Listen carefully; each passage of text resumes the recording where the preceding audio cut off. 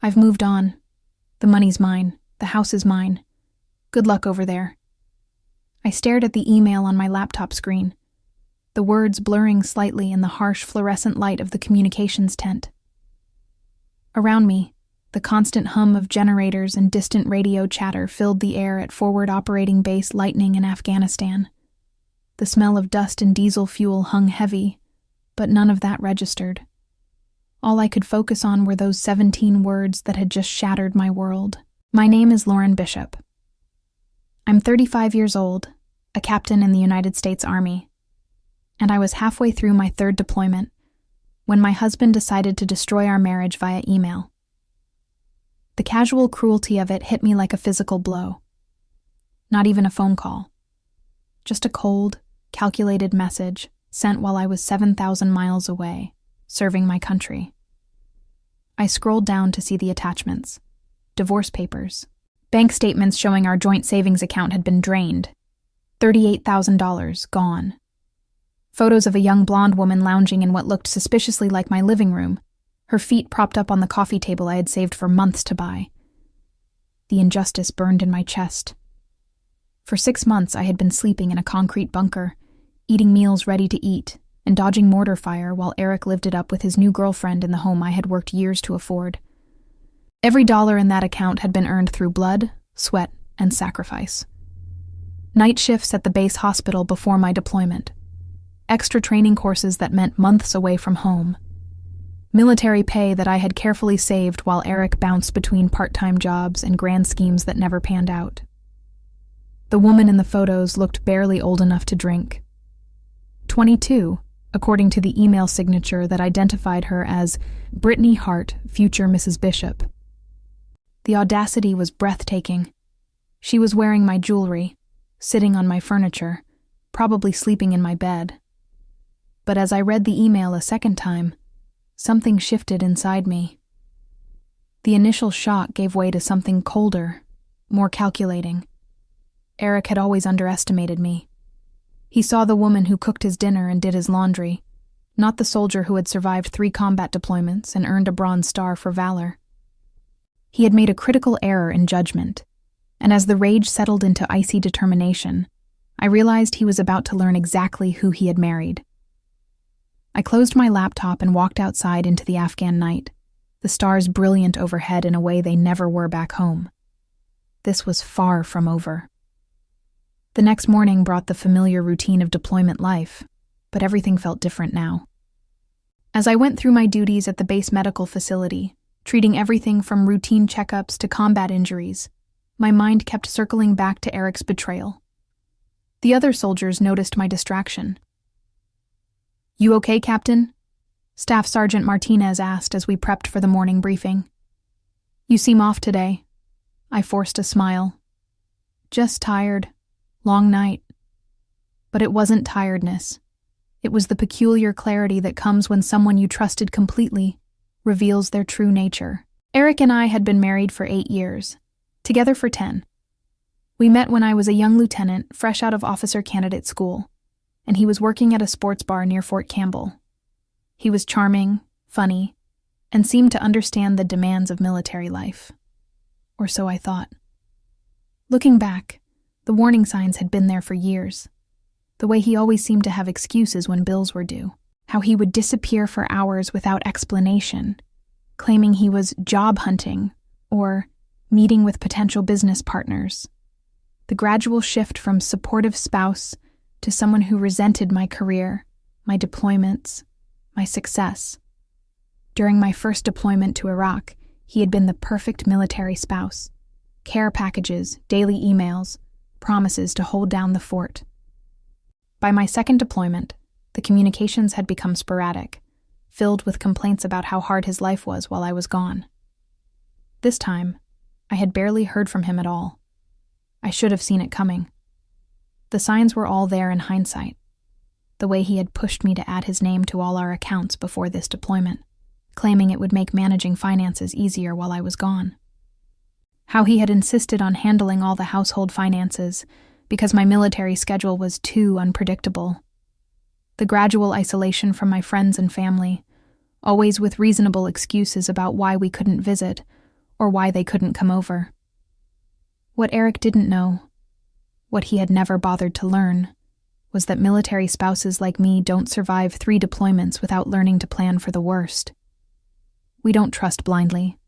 We prepare. And years ago, when I first started deploying, I had taken steps that Eric was about to discover in the most painful way possible. As I went through my medical rounds that day, checking on soldiers recovering from everything from broken bones to shrapnel wounds, I thought about trust. These men and women trusted me with their lives, their pain, their fears. I took that responsibility seriously. I had extended the same trust to Eric, and he had weaponized it against me. But trust is a two-way street, and betrayal comes with consequences. Eric was about to learn that the woman he thought he knew, the compliant wife who managed the household while he pursued his dreams, had been planning for this possibility all along. I waited until after evening chow to respond to Eric's email.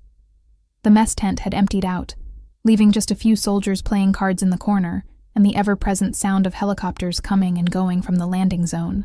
I opened my laptop and stared at the cursor blinking in the reply field. Years of military training had taught me the value of measured responses. When someone attacks you, you don't react emotionally. You assess the situation, gather intelligence, and respond strategically. Eric's email wasn't just a personal betrayal. It was a tactical error of epic proportions. I typed 5 words. "Are you sure about that?" Then I hit send. The beauty of the response was its simplicity. Eric would read it and wonder what I meant. He would probably dismiss it as the desperate bluster of a woman who had just lost everything. He would go back to his new life, confident that he had outmaneuvered me completely. And for the next few days, he would be right to feel confident. But confidence built on ignorance is dangerous, and Eric's understanding of our financial situation was fatally flawed. 3 years ago, before my second deployment, I had consulted with a JAG attorney about protecting military families from financial abuse during deployments. The horror stories were everywhere: spouses draining accounts, running up debt, even selling family homes while their military partners were overseas and unable to respond. The attorney, Major Patricia Holmes, had been blunt about the risks. "Captain Bishop," she had said, "I see this more often than I care to admit. Deployment stress breaks marriages, and when they break, the spouse at home usually has all the advantages. They control the mail, the finances, the narrative. You need to protect yourself." So I had. I established a military spouse financial protection trust, legally separating my military pay and assets from our joint accounts. Everything Eric thought he had taken was actually just the surface layer. Money I had deliberately left accessible to maintain the illusion of normalcy. My real assets, including the house deed and the bulk of my savings, were protected under military regulations that carried federal criminal penalties for unauthorized access. Eric had stolen money from a deployed service member. That wasn't just divorce court material. That was federal crime territory. I opened a new email and began typing, not to Eric this time, but to Major Holmes. It was time to activate the protections I had hoped I would never need. Within minutes, I had sent copies of Eric's email, the bank statements, and the photos to both the JAG office and my civilian attorney back home. The wheels of justice turn slowly, but when they involve crimes against military personnel, they turn with the full weight of federal law behind them. Eric had just declared war on someone who had spent years learning how to fight and win. He was about to discover that some battles are decided before the first shot is fired. The response came faster than I had expected. Major Holmes emailed me within 6 hours, her message arriving during what passed for night in Afghanistan. The timestamp showed she had sent it at 11 p.m. Eastern Standard Time, well past normal duty hours. "Captain Bishop," she wrote, "I have reviewed the materials you sent.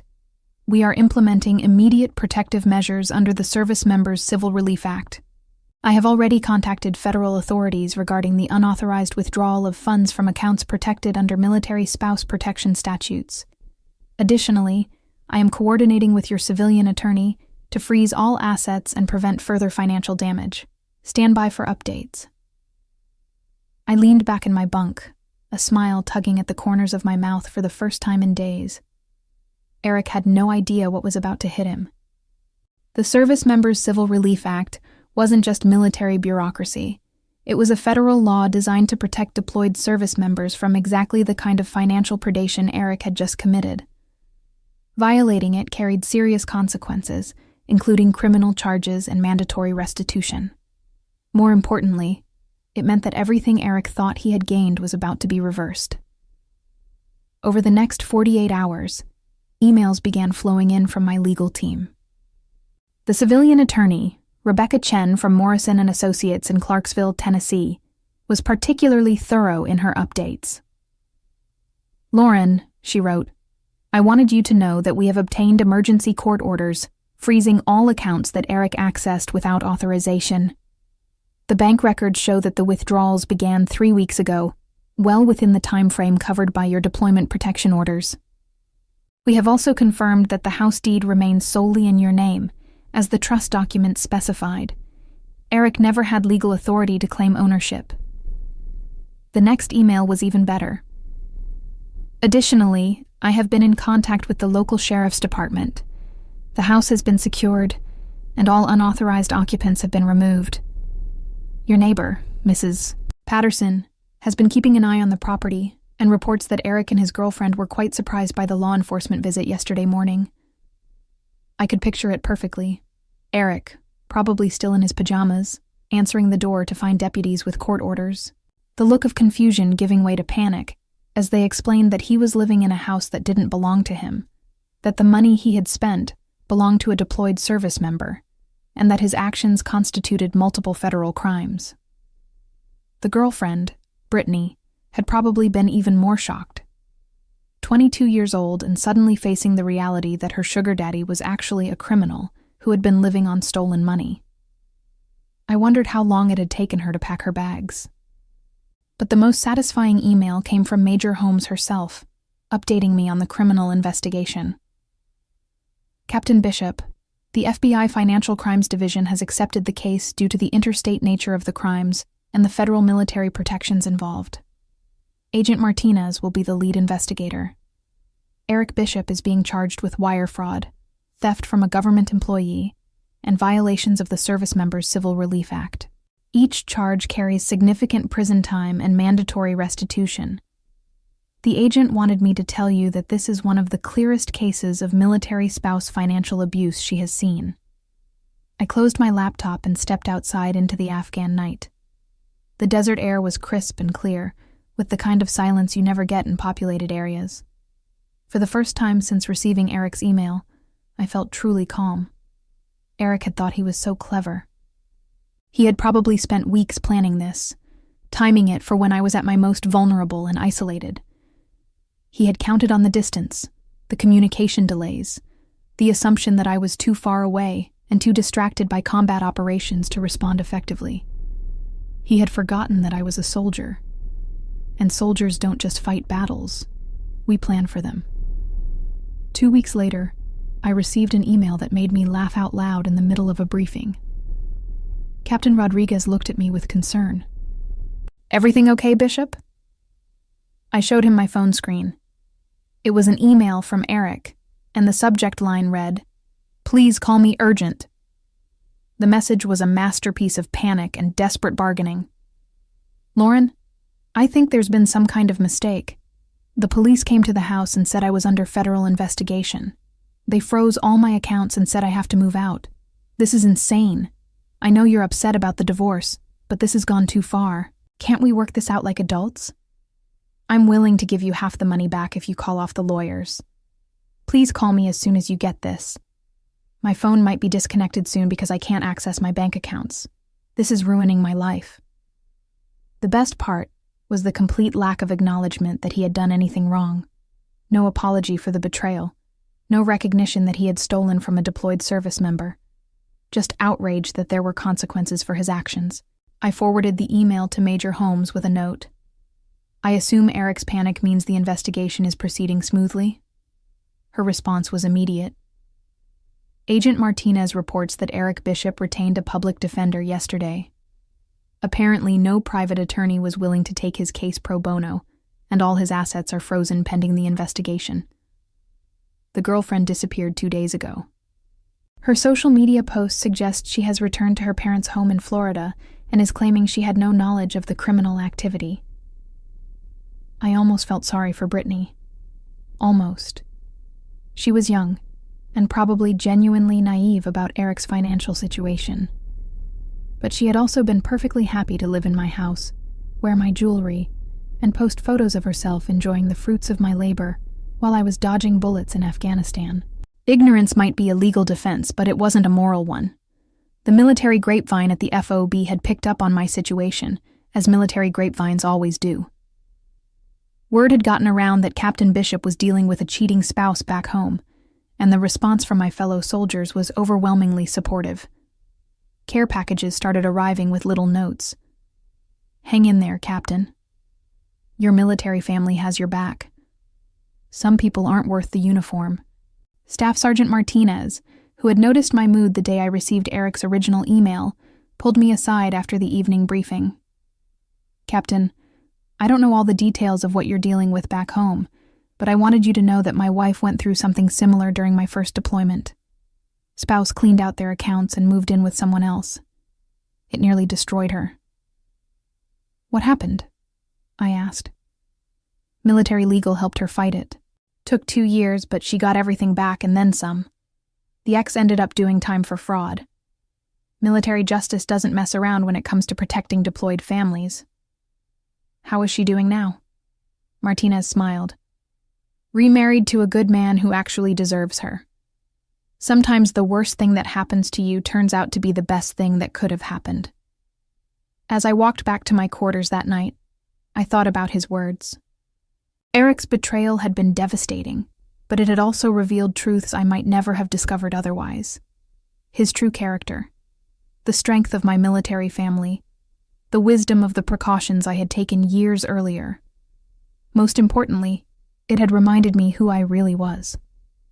Not the accommodating wife who had spent years making excuses for a man who didn't deserve them. I was Captain Lauren Bishop, a combat veteran who had survived 3 deployments and earned the respect of her peers through competence and courage. Eric had picked a fight with the wrong woman. The 3rd week brought news that exceeded even my most optimistic expectations. Major Holmes called me personally this time, rather than sending an email. Satellite phone calls were precious commodities on deployment, usually reserved for emergencies or the most important communications. "Captain Bishop," she said, her voice crackling slightly through the connection. "I wanted to give you a personal update on the investigation. Agent Martinez has uncovered additional evidence that significantly strengthens the case against your husband." "What kind of evidence?" "It appears that Eric's financial crimes extended beyond just your accounts. The FBI discovered that he had been using your military credentials to apply for credit cards and loans, forging your signature on documents while you were deployed. The total amount of fraud now exceeds $100,000. I felt the blood drain from my face. 100,000? Credit cards in your name that you never authorized. A second mortgage on the house that he obtained using forged documents. A personal loan from a predatory lender that used your military service record as collateral. Eric Bishop wasn't just unfaithful, Captain. He was running a sophisticated financial fraud operation using your identity and military status. The scope of the betrayal was breathtaking. While I had been focused on the $38,000 he had stolen from our joint account, Eric had been systematically destroying my financial life through identity theft and fraud. "The good news," Major Holmes continued, "is that all of these crimes fall under federal jurisdiction due to your military status. The penalties are severe, and the evidence is overwhelming. Agent Martinez believes this will be one of the strongest military spouse fraud cases she has ever prosecuted." "What happens now?" "Eric will be formally arrested within the next 48 hours. The charges include identity theft, wire fraud, bank fraud, forgery, and multiple violations of military protection statutes. He's looking at 15 to 20 years in federal prison if convicted on all counts." After the call ended, I sat in stunned silence. The man I had married, the person I had trusted with my life and my future, had been systematically destroying everything I had worked for. The betrayal was so complete, so calculating, that it took my breath away. But alongside the shock came a fierce satisfaction. Eric had thought he was so clever, using my deployment as cover for his crimes. He had assumed that I was too far away, too distracted, too trusting to discover his schemes until it was too late to stop them. He had been wrong on every count. The next email from Rebecca Chen contained the details of Eric's arrest. He had been taken into custody at 6 a.m. while trying to board a bus to Florida, apparently planning to join his girlfriend at her parents' house. The arresting agents found him carrying a fake ID and nearly $5,000 in cash, money that had been traced back to the fraudulent loans he had taken out in my name. "Lauren," Rebecca wrote, "I wanted you to know that Eric's arrest made the local news. The headline was, 'Local Man Arrested for Defrauding Deployed Military Wife.' The story mentioned your Bronze Star and your multiple combat deployments. The community response has been overwhelmingly supportive of you." I smiled at that. Eric had always been concerned about his image, about what people thought of him. The idea that his crimes were now public knowledge, that everyone in our hometown knew exactly what kind of man he really was, would probably hurt him more than the prospect of prison time. Justice comes in many forms. Sometimes it's legal consequences. Sometimes it's social consequences. Sometimes it's simply the truth being revealed for everyone to see. Eric was about to experience all three. 6 weeks later, I received the email I had been waiting for. Agent Martinez sent it directly, with copies to Major Holmes and Rebecca Chen. The subject line was simple: "Case closed." "Captain Bishop," she wrote, "Eric Bishop has accepted a plea agreement. He pled guilty to all charges in exchange for a sentence of 12 years in federal prison and full restitution of all stolen funds, including penalties and interest. The total restitution amount is $147,000. Additionally, he has agreed to forfeit any claim to marital assets and will not contest the divorce." I read the email 3 times to make sure I understood correctly. Eric, who had started this nightmare by stealing from me while I served my country, was now facing 12 years in prison and complete financial ruin. The man who had thought he could outsmart a deployed soldier had been outmaneuvered at every turn. The restitution amount was particularly satisfying. Not only would I recover every penny he had stolen, but the penalties and interest meant I would actually come out ahead financially. Eric's crimes had backfired so spectacularly that they had made me wealthier than I had been before his betrayal. Rebecca Chen's follow-up email contained even better news. "Lauren, because Eric signed the asset forfeiture agreement, you now have clear title to the house with no outstanding liens. The fraudulent second mortgage has been voided, and the predatory loan has been transferred to Eric's personal responsibility. You will resume ownership of all marital assets immediately upon your return from deployment." I closed my laptop and walked outside to watch the sunset over the Afghan mountains. The desert sky was painted in brilliant oranges and purples, the kind of natural beauty that reminded you why some things were worth fighting for. Eric had tried to take everything from me while I was serving my country. Instead, his greed and stupidity had cost him his freedom, his future, and any claim to the life we had built together. The woman he had betrayed was coming home to a debt-free house, a clean credit record, and the satisfaction of seeing justice served. 3 months later, I stepped off the plane at Nashville International Airport, officially home from my 3rd deployment. The Tennessee air felt humid and thick after months in the desert, but it smelled like freedom. My sister Jenna was waiting at the gate, her face lighting up when she saw me. We hadn't talked much during the deployment. I had kept the details of Eric's crimes private, sharing only the basic fact that we were divorcing. Now, as we drove toward Clarksville, I filled her in on everything that had happened. 12 years, she asked, her voice incredulous. "For stealing from you?" "For stealing from a deployed service member," I corrected. "The federal penalties are severe when you commit crimes against military families. Eric learned that the hard way." "What about the girlfriend?" "Brittany? She cooperated with the investigation in exchange for immunity. Turns out she genuinely had no idea about the fraud. She thought Eric was just a successful businessman with a wife overseas. When she found out the truth, she helped the FBI trace the money. We pulled into my driveway, and I stared at the house I hadn't seen in 9 months. It looked exactly the same from the outside, but everything about it felt different now. This wasn't the home I had shared with Eric. It was my home, bought with my sacrifice, and defended with my planning. Mrs. Patterson, my elderly neighbor, came rushing over as soon as she saw the car. "Lauren, welcome home, honey.